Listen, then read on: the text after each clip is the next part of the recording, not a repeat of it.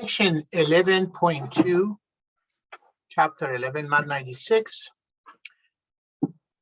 We have shown you a method of solving a second-degree equation. Example, like this equations. One way to do it is method of factoring, that you actually open two parentheses, you put an x on each, and then you find two numbers whose multiplication is -3, and when you subtract is -2, and those two numbers is -3 and +1. And then we take each parentheses, set it equal to 0 to come up with two numbers.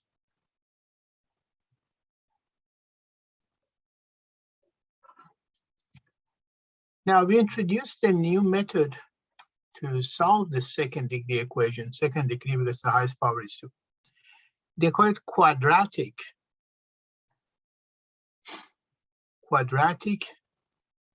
equations. Quadratic equation, you don't have to guess the numbers anymore. You could just take all the numbers and plug into the formula.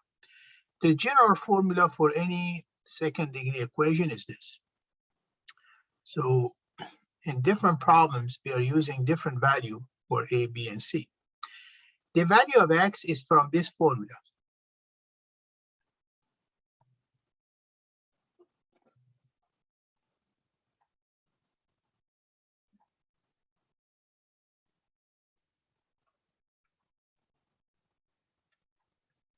Means what you need to do is first you need to identify your A, B, and C, and take all the number and plug into this formula.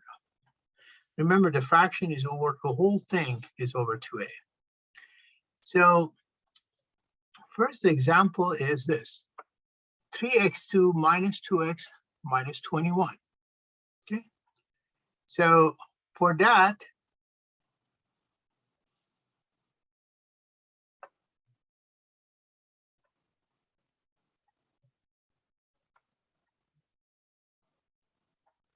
first I need to identify my A, B, and C. The reason you have a plus or minus means you have two separate answers for the x. Once you just use minus b plus that divided by 2a, second minus b minus that divided by 2a. Okay, so let's look at the solution for these problems now.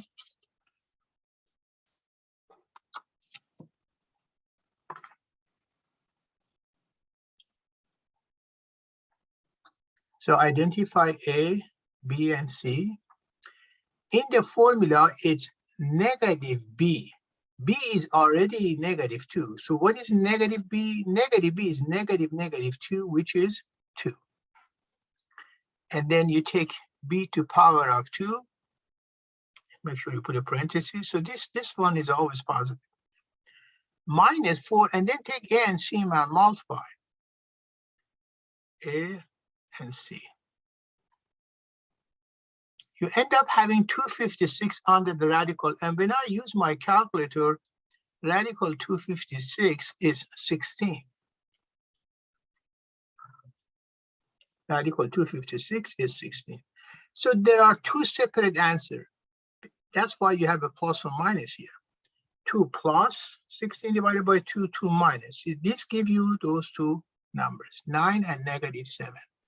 These two are solution of that equations. Means if you take any of these numbers and substitute for the x, the whole thing would be 0.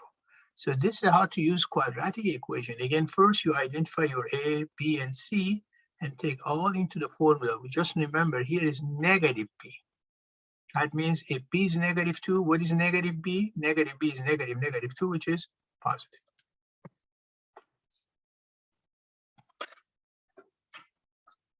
Anytime you want to solve the quadratic, you want to make sure that all the terms are on one side and is equal to 0. It always has to be equal to 0. So in these problems, first I need to take these two and move it to this side. So positive is negative, negative is positive. Then you could use the quadratic. See, A, B, C. You take all the numbers, substitute. When we reach to this part, then you could take 216 and break it, because we want to come up with a radical. We don't want to come up with a decimal. If it was a decimal, you just take a square root of this. So 216 is 2 to the power of 2 times 2, 3 to the power of 2 times 3. These 2 and 3, which is 6, coming out of the radical. Then everything is divisible by 6. So the answer is 3 plus or minus radical 6, means 3 plus radical 6 and 3 minus radical 6. So again, in these problems, you need to have all the terms on one side. The only way we could use a quadratic is when you have equal to 0 here.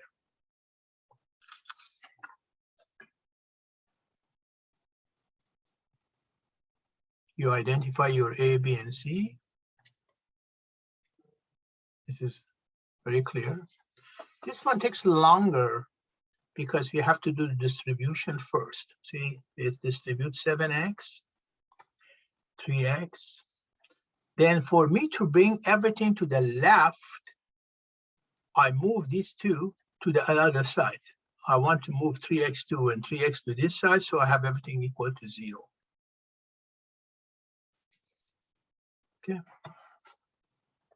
So you have to just follow the solution of these problems. Again, the key is to have, if you want to use quadratic, the key is to have all terms on one side equal to 0.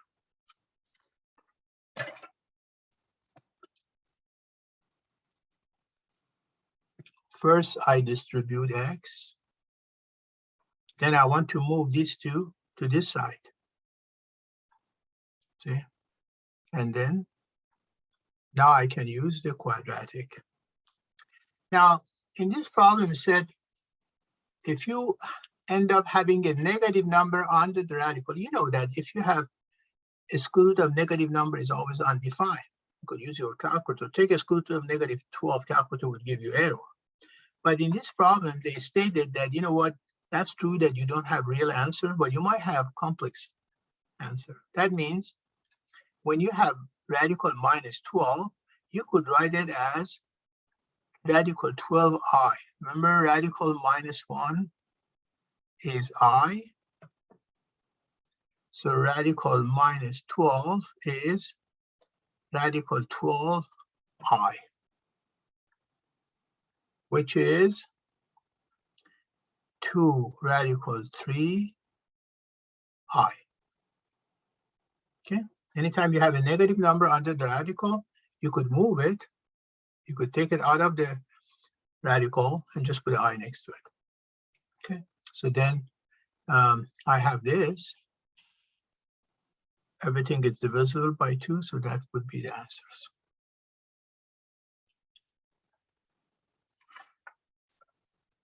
The last one, f of x is this. Find x if f of x is 0. All it tells you is, you know what, f of x is 0. You got to take this 0 and put it here.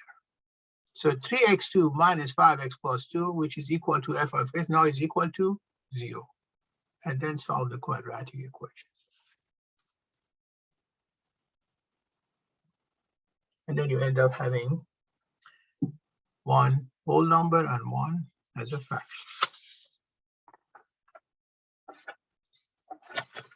Okay. This section you just did a quadratic equation.